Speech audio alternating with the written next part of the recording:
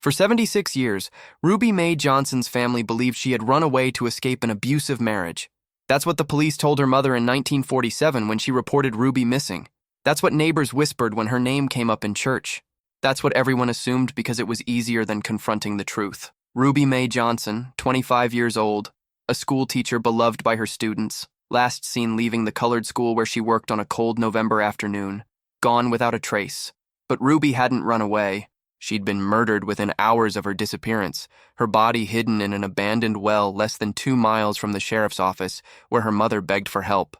And for 76 years, she lay there in the darkness, forgotten by the authorities who dismissed her case in less than 24 hours. Until 2023, when a property developer draining an old well on land slated for new construction made a discovery that would shock the entire community of Pine Bluff, Arkansas. What they found didn't just solve a case that had been cold for 7 decades. It exposed a deliberate cover-up that reached into the highest levels of local law enforcement. And it proved that Ruby Mae Johnson's disappearance had never been investigated because powerful people had ensured it wouldn't be. Before we dive into this heartbreaking story, leave a comment telling us where you're watching from. And if you want to hear more forgotten cases like Ruby's, don't forget to subscribe. In 1947, Pine Bluff, Arkansas, was a city built on cotton, timber, and an unspoken agreement about who deserved protection and who didn't. Main Street ran north to south through the center of town, dividing 2 completely different worlds.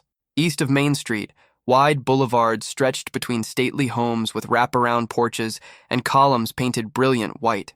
The streets were paved with fresh asphalt, smooth and well-maintained. Sidewalks of concrete led from house to house, shaded by mature oak and magnolia trees that had stood for generations. The houses were large, 2 and 3 stories, built of brick or pristine white clapboard. Lawns were manicured, hedges trimmed into precise shapes. Sprinklers turned slowly in the summer heat, keeping grass green despite the Arkansas sun.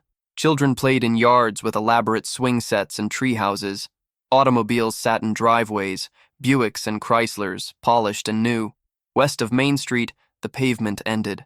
Dirt roads stretched between small wooden houses that sat on foundations of stacked stones or concrete blocks. The houses were single-story, most with only 3 or 4 rooms total. Paint had long since faded to gray where it existed at all, exposing weathered wood beneath. There were no sidewalks. People walked in the street itself, moving aside when the occasional vehicle passed. Streetlights were sparse, sometimes a block apart, leaving long stretches of darkness at night. The houses had no lawns in the traditional sense. Yards were packed earth, swept clean with brooms every morning, occasional patches of grass struggling to grow in the shade. Water came from shared pumps located at street corners. Women walked to these pumps multiple times a day, carrying buckets back to their homes for cooking, cleaning, and washing. Outhouses stood in backyards, simple wooden structures that families shared. Indoor plumbing was a luxury almost no one on the west side could afford. This division wasn't accidental. Pine Bluff's city ordinances explicitly designated neighborhoods by race. The maps were filed in the courthouse, color-coded and legally binding. White families east of Main, colored families west of Main. The line was absolute. Signs throughout the city reinforced the boundaries. At the Jefferson County Courthouse, 2 sets of stairs led to the main entrance. The right staircase, wide and clean with a brass handrail, had a sign reading, "White Entrance." The left staircase, narrower and crumbling at the edges, was marked "Colored Entrance." Inside the building, 2 water fountains sat side by side in the main hallway. One was porcelain gleaming white, with a brass fixture that provided cold, clean water. Above it, a sign read, "White." The other was duller metal with a simple spigot. Its sign read, "Colored." The public library had books for white patrons on the main floor. Colored patrons had to request books at a window in the basement, and the selection was limited to discarded volumes from the main collection. City buses had white lines painted across the floor. White passengers sat in front. Colored passengers sat behind the line. If a white passenger needed a seat and all front seats were full, colored passengers were required by law to stand so their seats could be given to white passengers.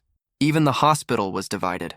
Pine Bluff Regional Hospital had 2 wings, one for white patients with modern equipment and fully staffed nursing stations, another for colored patients with older equipment and half the medical staff. This was Pine Bluff, Arkansas, in 1947.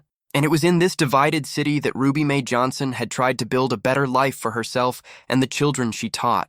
Ruby May was born in 1922 to Esther and Thomas Johnson, sharecroppers who worked land they would never own, growing cotton for a white landowner who paid them barely enough to survive.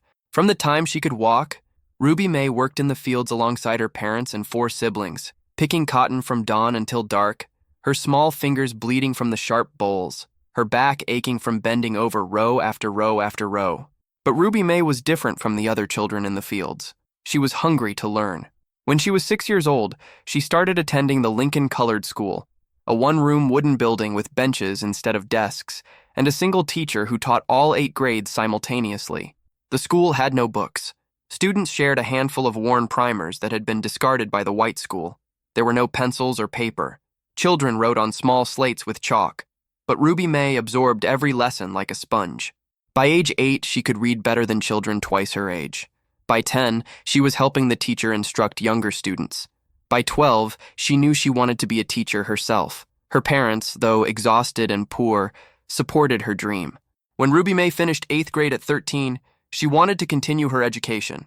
But the nearest colored high school was 30 miles away in Little Rock, and there was no way for her to get there or afford to attend.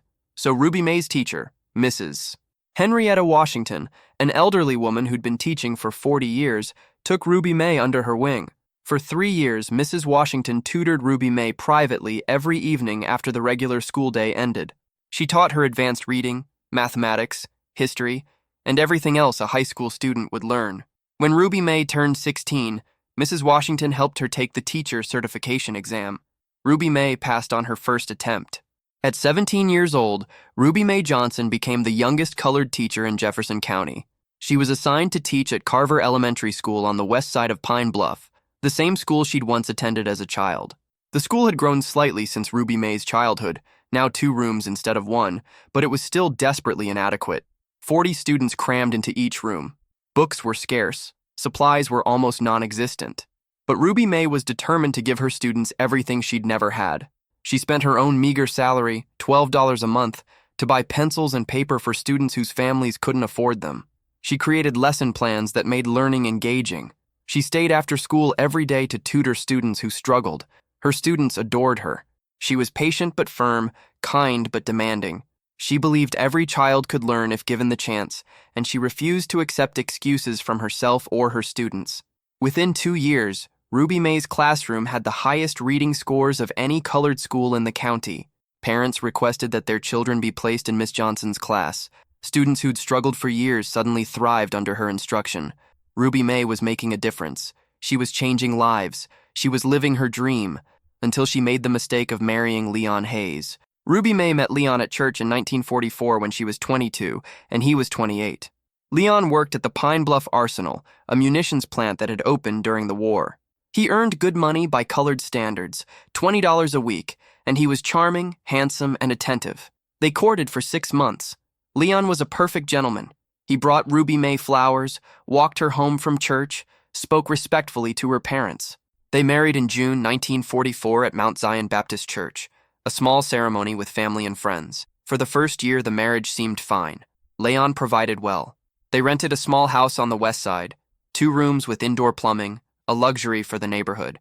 Ruby May continued teaching. They attended church together every Sunday. But after the war ended in 1945, things changed. The arsenal began laying off workers. Leon's hours were cut. His paychecks shrank. He started drinking. At first, just a few beers on Saturday nights. Then more. Then daily. With the drinking came anger.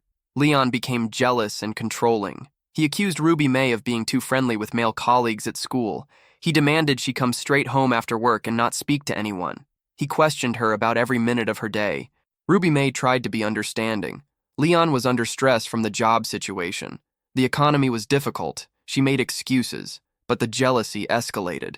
Leon began showing up at the school unannounced, watching through windows to make sure Ruby May was where she said she'd be. He went through her belongings, searching for evidence of imagined infidelities. He isolated her from friends and family, accusing anyone she spoke to of trying to turn her against him. And then, in early 1947, Leon hit her for the first time.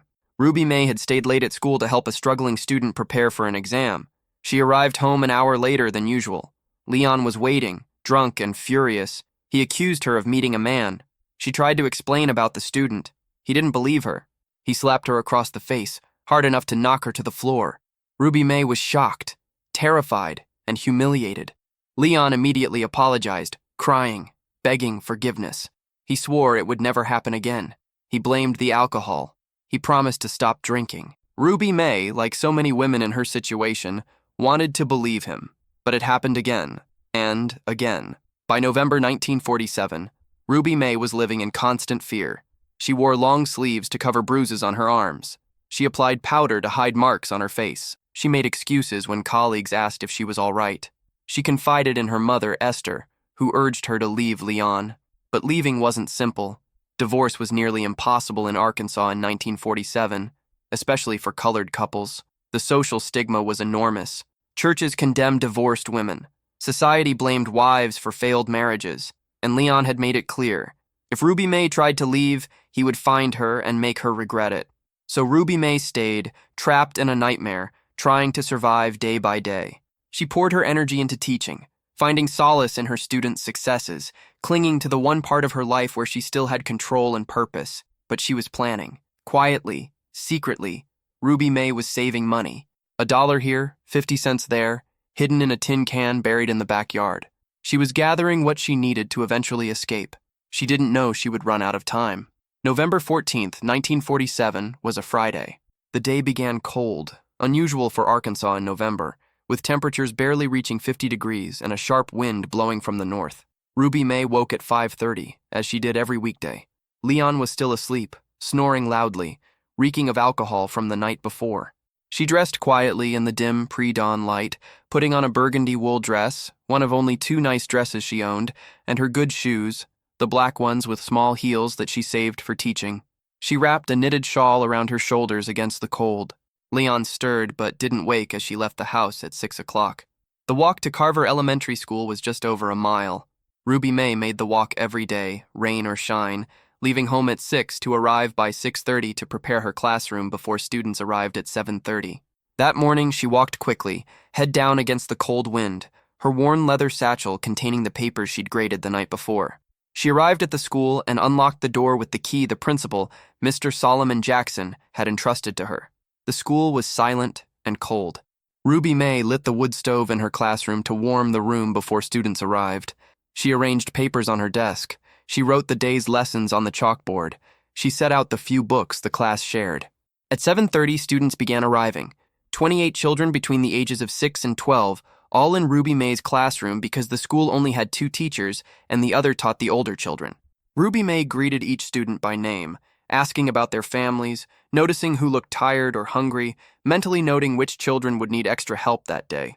The morning passed normally. Ruby May taught reading, arithmetic, history. She helped struggling students and challenged advanced ones. She made learning feel like an adventure rather than a chore.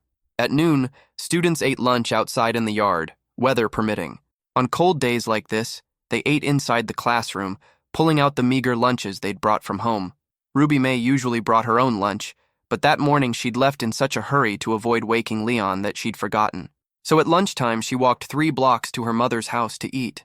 Esther was happy to see her daughter, though concerned by the tired look in Ruby May's eyes and the way she seemed to be limping slightly. "You hurt your leg?" Esther asked. Ruby May waved it off. "Just tripped on the school steps." "I'm fine, Mama." Esther didn't believe her but didn't push. She fed Ruby May leftover cornbread and beans, and they talked about ordinary things, avoiding the subject of Leon. At 12:45, Ruby May kissed her mother goodbye and headed back to school. Esther stood on the porch and watched her daughter walk away, the burgundy dress and black shawl visible for 2 blocks, before Ruby May turned a corner and disappeared. It was the last time Esther would ever see her daughter alive. The afternoon at school passed uneventfully. Ruby May taught science and writing. She helped students with their lessons. She praised good work and gently corrected mistakes. At 3 o'clock, school ended. Students gathered their things and filed out, calling goodbye to Miss Johnson, promising to finish their homework. Ruby May stayed behind, as she always did, to clean the classroom, prepare for Monday's lessons, and grade papers. The other teacher, Mrs. Florence Clark, stopped by Ruby May's classroom at 3:30 before leaving. "You staying late again?" Mrs. Clark asked. "Just another hour," Ruby May said. "I want to finish grading these arithmetic tests." "Don't work too hard, child. You look exhausted. I'm fine. Have a good weekend, Mrs. Clark. You too, honey. Mrs. Clark left. Ruby May was alone in the building. She graded papers for 45 minutes, marking corrections in red pencil, adding encouraging notes for students who'd struggled. At 4:15, she gathered her things, put on her shawl, and locked the classroom door behind her. She walked out of Carver Elementary School and began the mile walk home. The sun was low in the sky, the air cold. Few people were on the streets. Most had already returned home from work. Ruby May walked west on Jefferson Street, her usual route. She passed Mr. Coleman's grocery store, still open. Mr. Coleman waved from behind the counter. Ruby May waved back. She passed the barber shop where men were gathered, talking and laughing. They nodded respectfully as Miss Johnson walked by. She was a respected member of the community, a teacher, someone who commanded admiration. She turned north on Elm Street, now only 4 blocks from home. And then, according to witnesses who would later come forward but were never interviewed at the time, a car pulled up beside her. A black Chevrolet sedan, 1942 or 43 model, with 2 white men inside. The car slowed to match Ruby May's walking pace. The passenger window rolled down. Words were exchanged, though witnesses were too far away to hear what was said. Ruby May shook her head and walked faster. The car stopped. The driver got out. He grabbed Ruby May by the arm. She tried to pull away. The driver was stronger. He forced her toward the car. Ruby May screamed once, a sharp cry that echoed down the street. Then she was shoved into the back seat. The driver got back behind the wheel. The car sped away. The entire incident took less than 30 seconds. 2 witnesses saw it happen. One was Mrs. Sarah Williams, 72 years old, who was sitting on her porch 4 houses down from where Ruby May was taken. The other was 15-year-old Marcus Brown, who was walking home from work at the lumber yard and saw the struggle from across the street. Both would later tell Ruby May's family what they'd seen. Neither was ever interviewed by police, because when Ruby May's mother reported her missing the next morning, the authorities didn't investigate. They didn't ask for witnesses. They didn't search for a black Chevrolet. They wrote 4 lines in a ledger and told Esther that Ruby had probably run off to escape her marriage, and they closed the case in less than a day. Before we continue with what happened to Ruby May Johnson and the decades-long search for truth, I want to ask you something. Where are you watching this video from? Are you in the United States, Europe, Africa, South America, Asia? Drop a comment below with your location. It helps us understand our community and shows us these stories matter to people around the world. And if Ruby May's story is affecting you, please hit that like button and subscribe to our channel. These forgotten voices need to be heard, and your support helps us continue this important work. When Ruby May didn't come home Friday evening, Leon Hayes became worried. He'd sobered up enough by 6 o'clock to realize his wife should have been home an hour earlier. At first, he assumed she'd stayed late at school, which she often did. But by 7 o'clock, with darkness fallen and Ruby May still not home, Leon walked to the school to look for her. The building was locked and dark. Ruby May wasn't there. Leon went to Esther's house, thinking maybe Ruby May had gone to her mother's for dinner. Esther hadn't seen Ruby May since lunchtime. Now both Esther and Leon were worried. They walked Ruby May's usual route from school to home, calling her name, knocking on doors, asking if anyone had seen her. No one admitted to seeing anything. By 9 o'clock, Esther and Leon made the decision to report Ruby May missing. The Jefferson County Sheriff's Office was located in the courthouse building on Main Street, right on the dividing line between the white and colored sides of town. Esther and Leon entered through the colored entrance, a side door marked with a hand-painted sign. They waited on a wooden bench in a narrow hallway for over an hour before a deputy appeared. The deputy was a white man in his 40s, heavy-set with a permanent scowl. "What do you want?" Esther spoke, her voice trembling. "Sir, my daughter is missing. She's a school teacher. She left the school yesterday afternoon and never came home. We're very worried." The deputy pulled out a notepad. "Name? Ruby May Johnson Hayes. Age? 25. Race? Colored? Married?" "Yes, sir." "To me," Leon said. The deputy looked at Leon, his expression changing to something knowing and dismissive. "So your wife didn't come home. You two have a fight?" Leon hesitated. "No, sir." "Well, we've had some disagreements, but—" The deputy closed his notepad. "She left you," the deputy said flatly. "Women do that. She'll come back when she's ready, or she won't. Either way, it's not police business." "But sir," Esther interjected, "Ruby May wouldn't just leave. She loves her students. She wouldn't abandon them. Something happened to her." "Ma'am, women leave bad marriages all the time. Your daughter probably got tired of whatever was going on at home and took off. She's probably in Little Rock or Memphis by now. Leon's face flushed with shame and anger. Can't you at least look for her? Ask around? Look for what? A grown woman who chose to leave? That's not a crime. If she's not back in a week, come back and we'll see. But I'm telling you. She ran off. Esther felt desperation rising in her chest. Please, sir. My daughter wouldn't do this. We need your help. The deputy's expression hardened. I've told you what I think happened.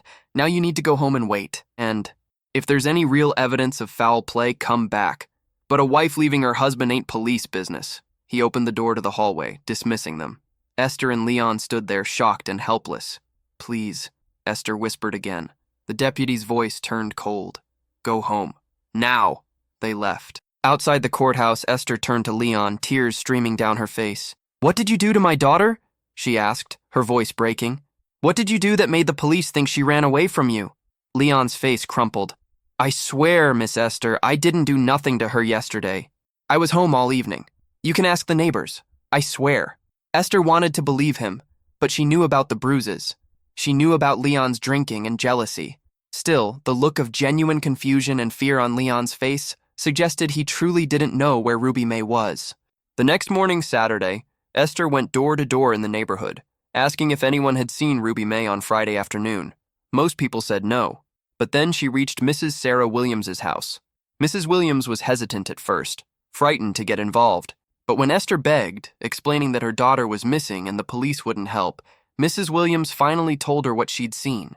I saw Ruby May walking on Elm Street around 4:30, Mrs. Williams said. A black car pulled up beside her. 2 white men inside. They said something to her. She shook her head and tried to keep walking. Then the driver got out and grabbed her. She screamed. They put her in the car and drove off. Esther felt the world spin. Which direction did they go? South, toward the railroad tracks. Did you see the license plate? No, ma'am. It all happened so fast.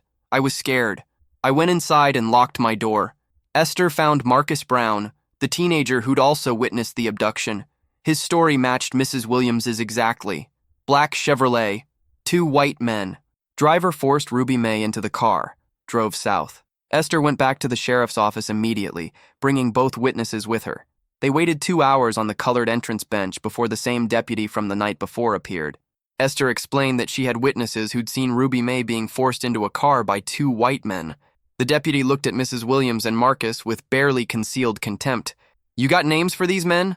No, sir, they said. License plate? No, sir. Make and model of car? Black Chevrolet, Marcus said. 1942 or 43. The deputy snorted. There are hundreds of black Chevrolets in this county. Without a plate or a name, there's nothing to investigate. But, sir, Esther pleaded, my daughter was kidnapped. These people saw it. You have to do something. The deputy leaned forward, his voice dropping to a menacing whisper. Let me tell you something. If your daughter was involved with white men, that's her problem. And if she made trouble for them, that's also her problem. Either way, it's not something you want the police looking into, if you understand what I mean. Esther understood exactly what he meant. He was threatening her. He was telling her that if white men had taken Ruby May, investigating would only make things worse. He was telling her to go home and shut up. Esther left the sheriff's office with Mrs. Williams and Marcus, all 3 shaking with anger and fear. The police weren't going to help. The authorities didn't care. If Ruby May Johnson was going to be found, her family and community would have to do it themselves. And so they tried.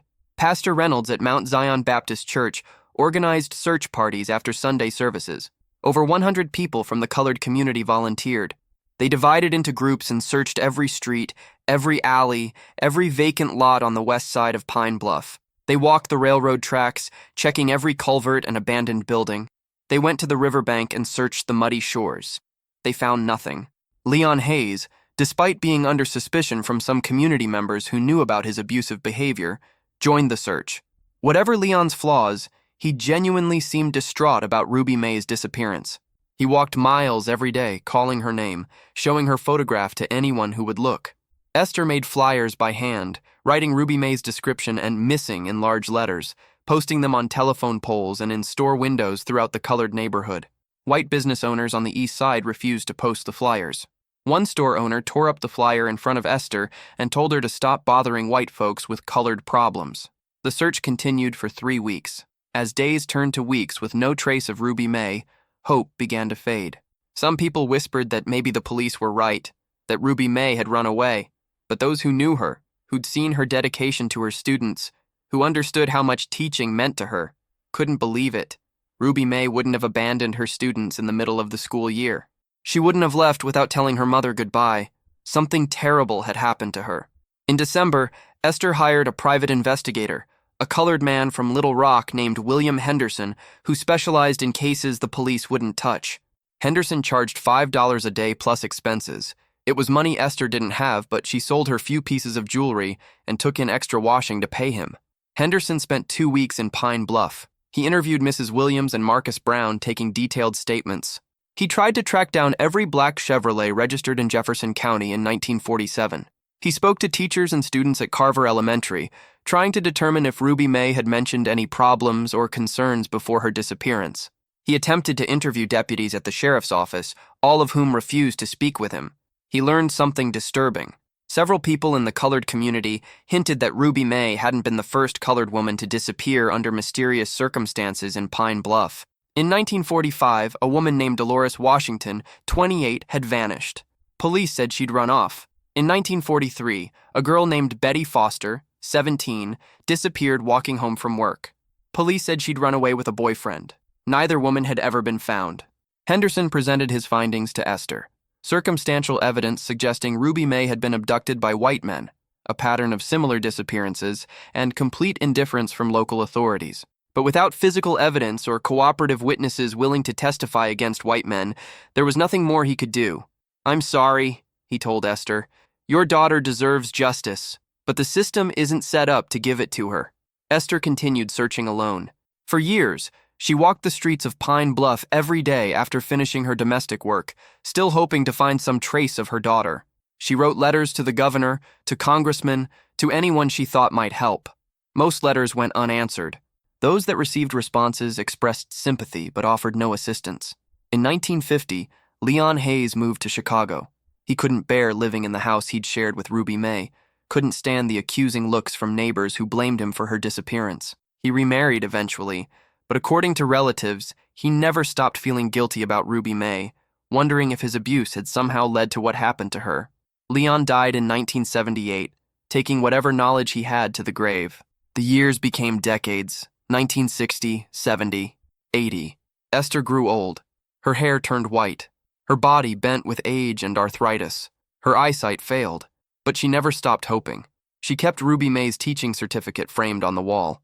She kept the burgundy dress Ruby May had been wearing that day, now faded and moth-eaten, wrapped in paper in a trunk.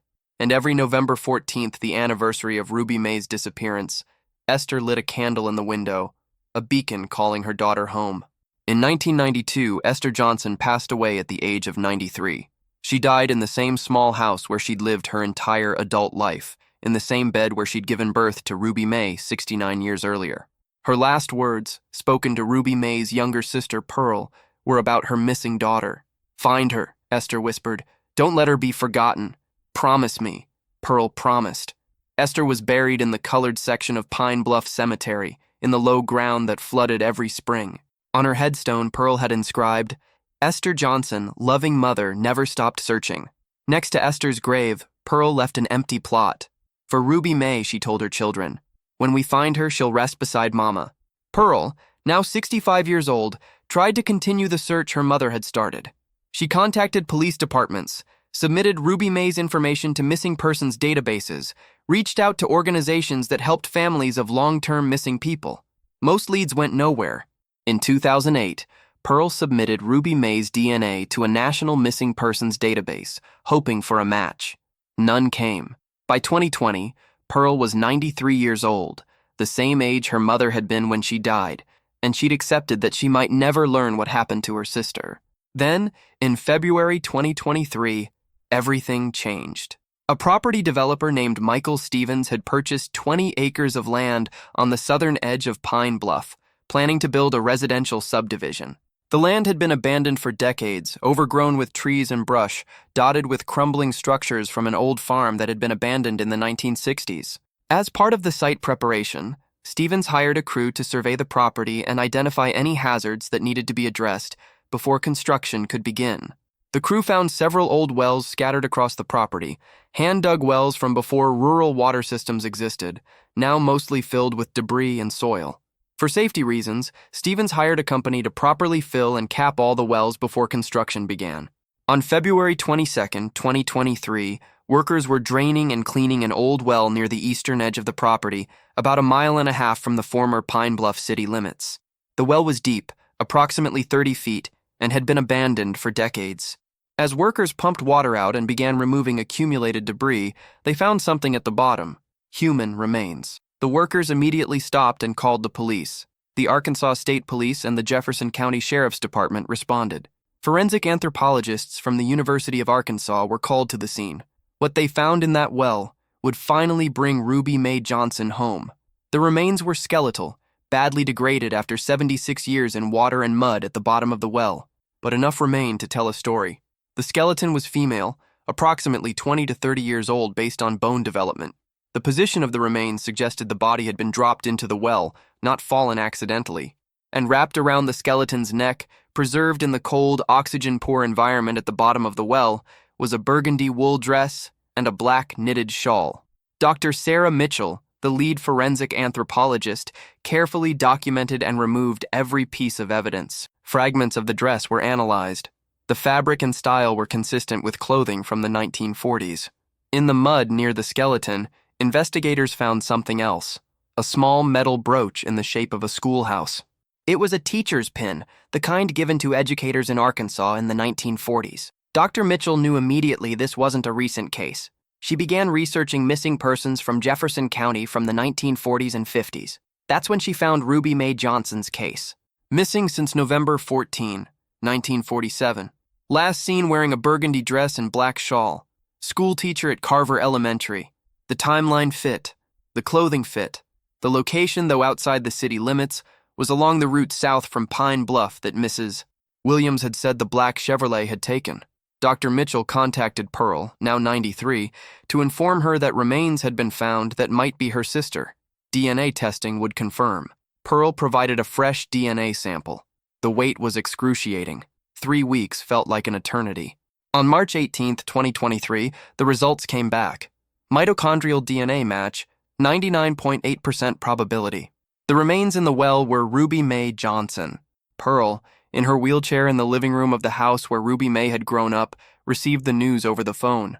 She wept, 76 years of grief and relief and heartbreak pouring out all at once. "We found you," she whispered. "Ruby Mae, we found you. Mama never gave up, and we found you." But the discovery raised urgent questions. Who had killed Ruby Mae Johnson? Who had thrown her body down that well? And why had the authorities in 1947 refused to investigate? The Arkansas State Police opened a full criminal investigation, now a cold case homicide. They reviewed the original 1947 missing persons report, which they found in archived files in the courthouse basement. The report was shockingly brief, 4 lines noting Ruby Mae's name, age, and race, and a conclusion that she had probably absconded from unhappy marriage. No witness statements had been taken. No search had been conducted. The case had been closed within 24 hours. Investigators began looking for anyone still alive who might have information about 1947. Mrs. Sarah Williams, who'd witnessed the abduction, had died in 1983. Marcus Brown, the teenager who'd also witnessed it, had died in 2012. Most people involved were long dead. But investigators found one crucial witness: James Pritchard, 96 years old, living in a nursing home in Little Rock. In 1947, James had been a 20-year-old deputy with the Jefferson County Sheriff's Department. Investigators visited James in the nursing home and explained they were investigating the Ruby Mae Johnson case. At first, James claimed he didn't remember anything. But when investigators pressed, explaining that Ruby Mae's family deserved answers after 76 years, James finally started talking. "I've carried this my whole life," he said, his voice trembling with age and emotion. "I was young. I was scared. I didn't know what to do." And then James told them what had happened. On the evening of November 14, 1947, James had been on duty at the sheriff's office when 2 men brought a body to the back entrance of the courthouse. The men were white, well-dressed, clearly from the east side of town. One of them was Walter Brennan, a prominent businessman who owned several stores in Pine Bluff. The other was his son, Robert Brennan. They had the body of a colored woman wrapped in a tarp in the trunk of their car. They told the deputies on duty that there had been an accident. According to their story, the woman had been walking in the street and their car had struck her. She'd died from the impact. They claimed it was a tragic accident, but James, even at 20 years old, could see it wasn't true. The woman's neck was bruised, marks indicating strangulation, not vehicular trauma. Her dress was torn. There were defensive wounds on her hands. This wasn't an accident. This was murder. James tried to speak up, tried to tell the senior deputies that something wasn't right. But the sheriff himself, Thomas Walters, shut him down immediately. This was an unfortunate accident, Sheriff Walters said firmly. The Brennans are respectable men. We're going to handle this quietly. James watched as the sheriff and two senior deputies took the body and drove south out of town in an unmarked car. He never saw what happened to the body after that, but he knew. They'd disposed of it somewhere it would never be found, and then they'd covered it up. The next day, when Ruby May's mother reported her missing, the deputies were instructed to dismiss it, to say she'd run away, to discourage investigation. Because if anyone looked too closely, they might find evidence that Walter Brennan's son had murdered a colored schoolteacher, and the authorities had covered it up to protect a prominent white family. James Pritchard lived with that knowledge for 76 years. He'd left the sheriff's department in 1950, moved to Little Rock, and tried to forget, but he never could. "I was a coward," James said, tears streaming down his weathered face. "I should have spoken up. I should have fought to get that girl justice. But I was young and scared, and I let them silence me. And she spent 76 years in that well because I didn't have the courage to do the right thing." The Arkansas State Police presented James Pritchard's testimony to prosecutors. Walter Brennan had died in 1968. Robert Brennan had died in 2005. Sheriff Thomas Walters had died in 1979. Every person directly involved in Ruby May's murder and the subsequent cover-up was dead. No charges could be filed, but the truth was finally known. Ruby May Johnson had been murdered by Robert Brennan, likely after she rejected his advances or threatened to report his harassment. His father had used his influence to ensure the crime was covered up. The sheriff and his deputies had been complicit, valuing the reputation of a white businessman over the life of a black schoolteacher. And Ruby May's body had been thrown down a well like trash, her life deemed so worthless that no one in power cared to seek justice for her. On May 6, 2023, Ruby May Johnson was finally laid to rest. The funeral was held at Mount Zion Baptist Church, the same church where Ruby May had taught Sunday school, where she'd married Leon Hayes, where her mother had begged for help searching for her. The church was overflowing. Pearl, 93 years old and frail, sat in the front row in her wheelchair, surrounded by Ruby May's nieces and nephews, great-nieces and great-nephews, descendants who'd grown up hearing stories about the aunt who'd been stolen from them. Current students and teachers from Carver Elementary attended, honoring a teacher who died before most of their grandparents were born, but whose legacy lived on. Dr. Mitchell, the forensic anthropologist who'd worked tirelessly to identify Ruby May, attended, along with the Arkansas State Police investigators who'd finally uncovered the truth. Pastor Davis, great-nephew of the pastor who'd led the church in 1947, delivered the eulogy. Ruby May Johnson was 25 years old when her life was taken from her, he said. She was a teacher, beloved by her students. She was a daughter, cherished by her mother. She was a woman of courage who dedicated herself to lifting up children others had forgotten. She was murdered because she refused the advances of a white man. And when she was killed, the people in power protected her murderer and discarded her body like she was nothing. But Ruby May Johnson was not nothing. Her life had meaning. Her work had value. The children she taught remembered her decades later as the teacher who believed in them when no one else did. And today, 76 years later, we bring her home. We lay her to rest beside the mother who never stopped searching for her. And we make a promise. We will not forget. We will tell her story. We will say her name. Ruby May Johnson mattered, and she will be remembered. The casket, covered in flowers, including burgundy roses to match the dress Ruby May had been wearing when she died, was carried to Pine Bluff Cemetery, not to the low ground where the colored section had been, but to the hillside next to Esther's grave, in the space Pearl had kept empty all these years. The headstone read, Ruby May Johnson, 1922, 1947, beloved daughter, sister, teacher, silenced by injustice, remembered with love, finally home. As Ruby May was lowered into the ground beside her mother, Pearl placed a small bouquet on the casket and whispered words only she could hear. "Rest now, sister. Mama's been waiting for you. You're home. You're finally home." The case of Ruby May Johnson didn't just bring closure to one family. It exposed a pattern of violence and cover-ups that had been hidden for decades. Following the discovery, the Arkansas State Police announced a comprehensive review of all unsolved missing persons cases from Jefferson County between 1940 and 1970. They identified over 200 cases involving people of color whose disappearances had received minimal investigation. Funding was allocated for forensic searches, ground-penetrating radar surveys, and DNA testing. In October 2023, remains found in another location were identified as Dolores Washington, the woman who disappeared in 1945. In January 2024, partial remains were identified as likely belonging to Betty Foster, missing since 1943. Each discovery represented a family finally getting answers after decades of searching. The Jefferson County Sheriff's Department issued a formal apology, acknowledging that their department's actions in the 1940s and 50s had been gravely wrong. The apology stated, "The Jefferson County Sheriff's Department acknowledges that Ruby May Johnson and many others were failed by the very people sworn to protect them. These failures were not accidents. They were deliberate choices to value some lives over others based on race. We cannot undo the past, but we can commit to transparency, accountability, and equal justice moving forward." A memorial was erected outside Carver Elementary School, which still stood, though it was now used as a community center.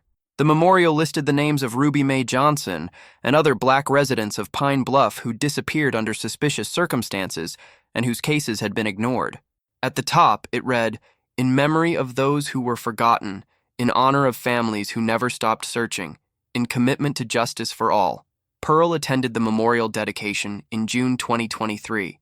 It was one of her last public appearances. In November 2023, on the 76th anniversary of Ruby May's disappearance, Pearl passed away peacefully at home, surrounded by family. She was 93 years old. She'd spent 76 years carrying her mother's promise to find Ruby May, and she'd lived just long enough to see that promise fulfilled. At her funeral, her granddaughter read a letter Pearl had written to be read after her death. "I can rest now," the letter said. "I found Ruby May. I brought her home. I fulfilled the promise I made to Mama. Ruby May's students, those who are still alive, tell me she was the best teacher they ever had. She believed in them. She saw potential in children others overlooked. She changed lives. That's her legacy. Not the way she died, but the way she lived. Ruby May Johnson mattered, and I want my last words to be these. Never stop searching for truth. Never accept injustice as inevitable.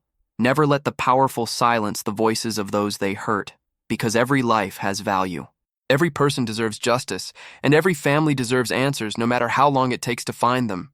Pearl was buried on the hillside beside her mother and sister, 3 graves in a row, a family reunited at last. As we close Ruby May Johnson's story, I want you to understand something profound. Ruby May was 25 years old, a dedicated teacher changing children's lives, when she was murdered for refusing a white man's advances. Her mother searched for 45 years and died without answers. Her sister searched for 76 years, carrying a promise across nearly 8 decades. And Ruby May's body lay in a well less than 2 miles from the sheriff's office, where her mother had begged for help. The authorities who should have protected her instead protected her killer. The system that should have delivered justice instead delivered silence. And an entire family suffered for 3/4 of a century because one black woman's life was deemed worthless by people in power. This isn't ancient history. Pearl died just months ago. People who knew Ruby May, who were her students, are still alive today, now in their 80s and 90s. The systems that failed Ruby May, while changed in some ways, still carry echoes of the same indifference to black lives that allowed her murder to be covered up. And across the South, there are still families searching, still questions unanswered, still bodies waiting to be found. If Ruby May's story moved you, if you believe her life mattered and her memory deserves to be preserved, I need you to do something right now. Subscribe to this channel. Hit that notification bell so you never miss another forgotten story like Ruby's. Share this video with someone who needs to understand this history. And leave a comment below. Tell us what Ruby May's story meant to you. Tell us where you're watching from. Tell us if you know of other cases like hers that deserve attention. Your engagement matters. Your shares matter. Your voice matters. Because as long as there are families still searching, as long as there are truths still buried, as long as there are voices still waiting to be heard, this work is not finished. Ruby Mae Johnson mattered. Esther Johnson mattered. Pearl Johnson mattered. Every person whose case was dismissed, whose death was covered up, whose life was devalued, they all mattered, and we will not let them be forgotten. Thank you for watching, thank you for caring, and thank you for helping us ensure these stories live on. We'll see you in the next video.